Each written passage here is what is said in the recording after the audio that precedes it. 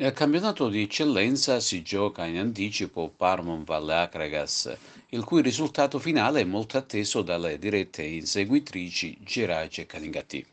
Proprio quest'ultime entrambe giocheranno domenica pomeriggio ed affronteranno altrettante gare molto impegnative dall'esito incerto.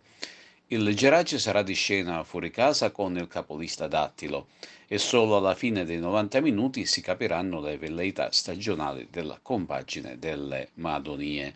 Altrettanto dovrà dirsi per la squadra trapanese, che domenica scorsa ha interrotto la lunga serie di vittorie consecutive fermandosi a quota 10.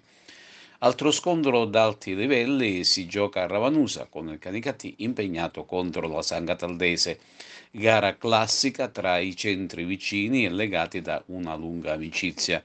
Per quanto riguarda la Pro Favara sarà d'obbligo battere il Monreale tra le mura amiche per dare seguito alla vittoria esterna conseguita a Mazzara.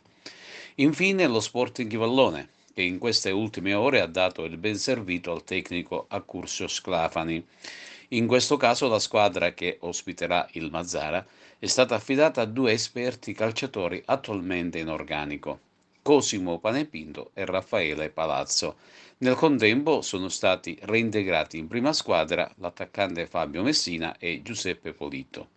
In promozione, con un bottino di ben 7 vittorie consecutive, il Casteltermine di Pino La Bianca, saldamente in vetta alla classifica, cerca l'ottava sintonia sul campo della Gattopardo di Palma di Montechiaro.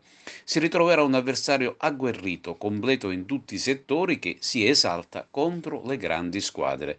Un match, quello di Palma di Montechiaro, dall'esito incerto, a cui guardano con particolare interesse le dirette inseguitrici, vale a dire l'Unitas Sciacca e la Folgore di Castelvetrano. Proprio queste ultime saranno impegnate la compagine saccense a Villabate contro l'ultima in classifica e la Folgore con il Lascari. Ritorna a giocare in casa il Camarat di Renato Maggio con il Bagheria, mentre l'Empedoclina sarà impegnata sul campo del San Vito Lo Capo.